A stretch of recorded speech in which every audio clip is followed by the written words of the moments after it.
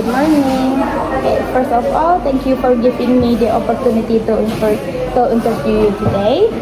My name is Esti, and I am a student from Universitas Kapnas. Before we start, may I know your name, please? Okay, my name is Elsa Amelia Fitri. You can call me Miss Elsa. Right. So I can call you Miss Elsa? Yes. Okay, Miss Elsa, how long have you been teaching English? I have been teaching for 1 year. Miss, I have some question for you today. The first question, during your experience as an English teacher, what was the most difficult situation you have ever faced in the classroom? Okay. Honestly, the hardest part is dealing with total apathy student. Jadi ketika kita udah coba untuk excited, ngajar di depan, udah full power, tapi respon dari murid itu mereka diam, lebih ke pasif gitu. Jadi mungkin the hardest part that I have been with, ya ketika saya mengajar ya. And then it's really exciting when the student no spark or no motivation to learn. Next, how do you deal with students who think that English is difficult and boring? I think for this question, I usually tell my student to forget about the texture for the second, and then coba untuk rebranding mereka untuk menyampaikan bahwa bahasa Inggris ini adalah mata pelajaran yang fun, kemudian and then untuk rebranding kata ini biasanya we talk about their favorite game, their favorite movies like that. Next, what is the biggest challenge in improving students' speaking skill in senior high school? For improving the student speaking, so in this age, students have no motivation to learn. You know, like mereka tidak ada motivasi untuk belajar. Jadi sebagai guru juga kita berusaha untuk memberikan mereka motivasi untuk belajar tadi. Nah, kemudian juga kalau untuk speaking mereka kan di umur yang segini mereka sedangnya merasa sensitif. Ketika mereka try to speak English, they will be to choose silent. Ketika mereka mencoba untuk berbicara bahasa Inggris, biasanya mereka lebih memilih untuk diam. Karena apa? Tadi karena mereka perasaannya sensitif, mereka takut that people will judge they. Mereka takut kalau misalkan orang lain menjudge mereka, dibilang so Inggris, lebay, nah dan lain sebagainya.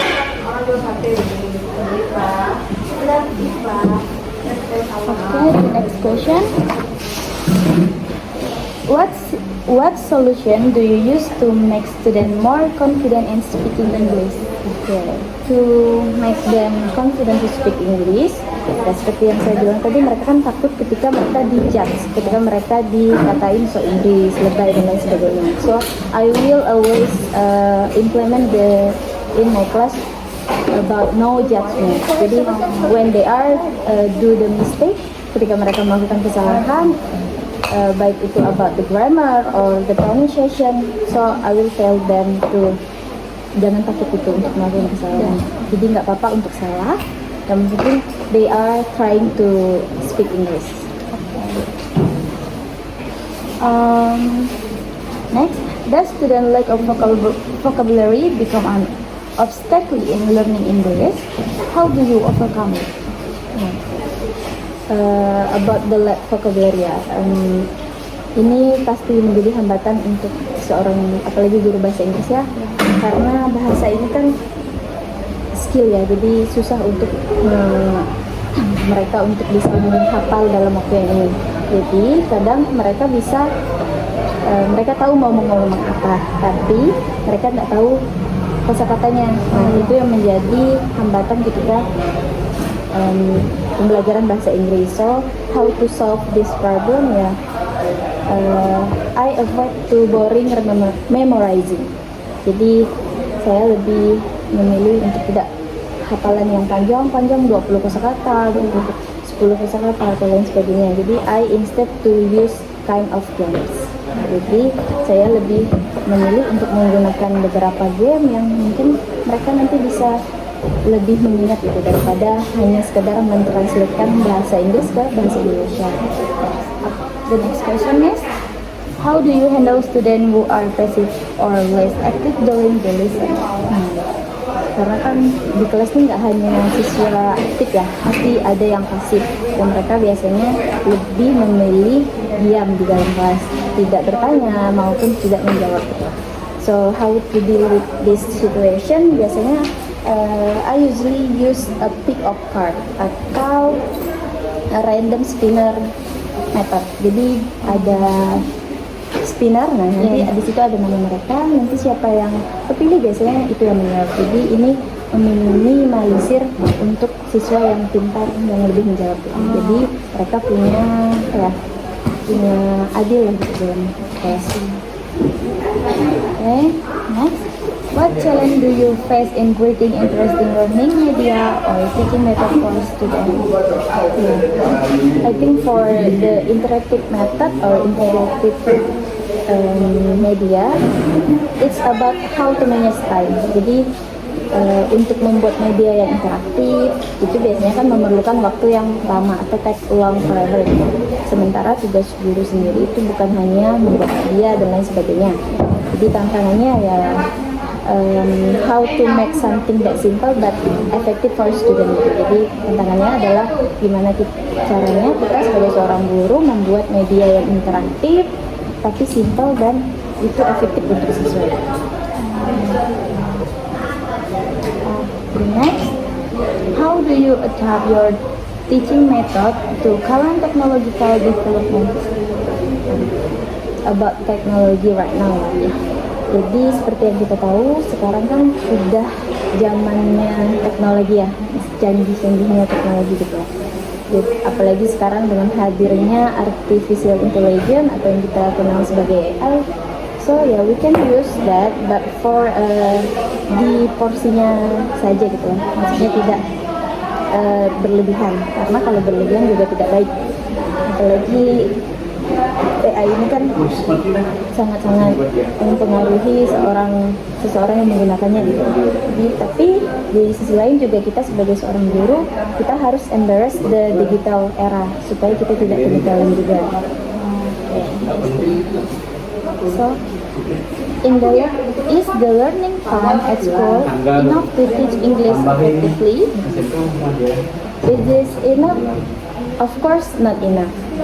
Memang untuk waktu yang 1 minggu hanya 90 menit pertemuan, 90 menit untuk satu pertemuan itu tidak cukup. Karena kan bahasa Inggris ini skill ya, jadi kayak kita main gitar itu memerlukan waktu yang panjang. Jadi kalau kita hanya bertemu 1-2 kali seminggunya itu tentu tidak cukup. Jadi ya tadi kalau ditanya apakah cukup atau tidak, tentu tidak cukup. Because English is a lifestyle, so it's not just a subject for study. And for 90 minutes, then forget about it. Jadi untuk waktu yang 90 menit tentu tidak cukup. Okay. The last question is, in your opinion, what do students need the most to improve their English skill better? Okay. I think they have to grow mindset or consistency, and then kemampuan bahasa Inggris ini kan bukan yang bisa didapat dalam sekali pembelajaran gitu.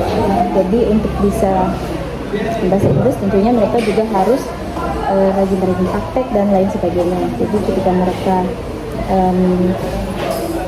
mau belajar, mau apa tadi ya? Oh iya, ketika untuk berkembang ya, berkembang lebih baik to improve. Ya, bahasa Inggris kan ini seperti otot gitu ya. Kalau kita nggak menggunakan, maka dia akan hilang gitu. If you don't use it, you lose it gitu. Jadi butuh keberanian juga untuk bisa ngomong. Mereka harus menghilangkan pikiran mereka tentang orang-orang yang akan menjudge tadi. And then as long as they keep practicing, so they will be level up. Jadi ketika mereka terus berlatih, nanti mereka akan bisa berkembang. Okay, thank you so much for your time, Miss Elsa. It was really nice talking with you. I hope you always stay healthy and enjoy teaching your students. Have a great day, Miss. Okay, have a great day. Thank you.